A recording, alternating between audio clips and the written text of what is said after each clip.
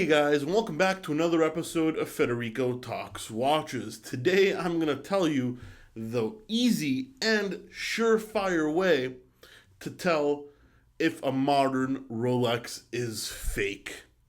Now, of course, before we get started, customary wristwatch check. I am wearing my Rolex Submariner Hulk. One of two Rolexes in my collection. Absolutely love it. When I bought it, I did this test as well. Also, guys, bunch of new cool watches in stock. We just got in a white dial ceramic Rolex Daytona with the box in fantastic shape. Please note this is wire transfer only because of the price. We just got in a brand new limited edition Louis Erard Vianney halter. I believe we're one of the few on the market right now. We had one already. It sold within a couple of days. And we got in a current generation Gerard Perregaux Laureato chronograph with a blue dial. Very cool watches, but we have a lot more than just that on delraywatch.com. Link in the description below. Also, guys, another little side note. I don't mean to drag on this intro for too long, but I'm almost at 100,000 subscribers, just about 98,000. When I first made this channel, I never thought I'd really get there. I really just did it as a little bit of a hobby, but you guys have been watching and subscribing, and it's been a few years, and we're almost at 100,000, so thank you. I really do appreciate it. But if you could subscribe right now, if you haven't, let's get me over that 100,000 subscriber mark, something I never thought I could achieve.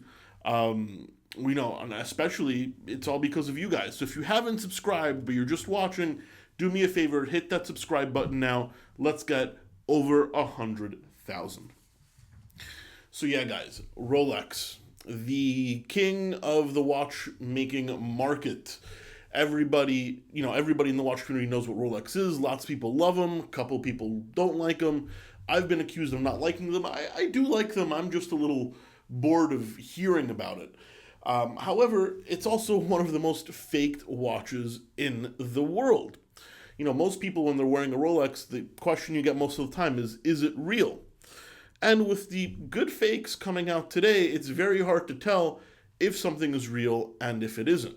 A lot of people used to look at the etched crown at 6 o'clock, but guess what? You can buy aftermarket crystals with that etched crown for $50. So that is no longer a way to tell if something is real. People used to just open it up and take a look at the movement. Well, guess what? They have superclone movements. So the bridges look pretty much the same. So if you're not skilled at exactly what you're looking for, that's not a good way either. A lot of people say a fake Rolex ticks. Well, that hasn't been the case for a very long time, especially with these superclone movements.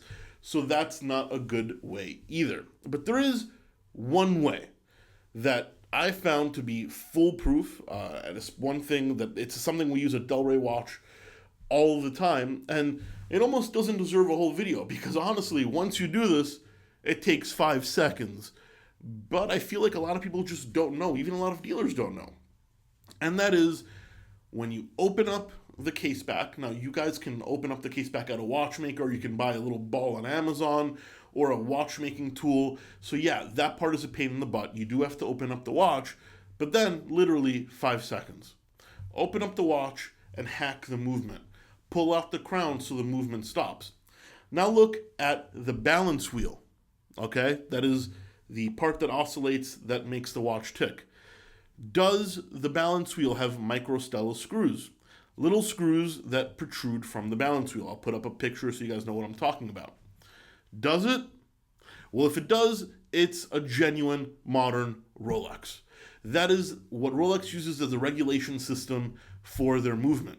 If it doesn't have those screws, well then it's not a genuine balance, which means that 99.999% of the time, the whole thing is fake. That's all it takes because, you might think, but Federico, why don't they, can't they fake that as well? Well, actually, no. That is one of the most complicated parts of the watch to make is the balance. It needs to be made to an extremely high precision and high tolerances.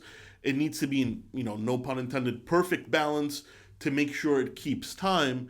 And you know what? There's just, I guess not enough margin in the replica watches for them to spend the money to make a proper Rolex microstella balance. I'm not saying the Asian clones or the European clones can't make it. I'm sure if they wanted to, they could. But I think it kind of it would cost them too much. So selling a fake would no longer make sense. So yeah, open up the watch, hack the movement, look at the balance. Do you see these little screws sticking out of the balance? Those are microstella screws. If your watch has that, it's genuine. If it doesn't, well then you're the proud owner of a fake Rolex. Anyway, guys, very simple little tip. This never fails when it comes to modern Rolex. Now, I'm not the biggest vintage expert. I'm sure it is certainly possible that this doesn't apply to all vintage references, but it does apply to all modern references and to all references, at least in the past 20, 30 years, probably even older than that. That is the easiest way to tell if your Rolex is real or fake. Everything else is just pretty much a guess and can be faked. Anyway, guys, quick little video today, but I really do hope you found it useful. I want to put this out in the community to educate everybody. I think, with knowledge there comes power, and we can become safer collectors together. Give this video a thumbs up if you did find it useful. It really does help. And please don't forget to subscribe. We can get over that 100,000 mark. I'd really appreciate it. Guys, thank you so much, and I'll catch you in the next one. Take care.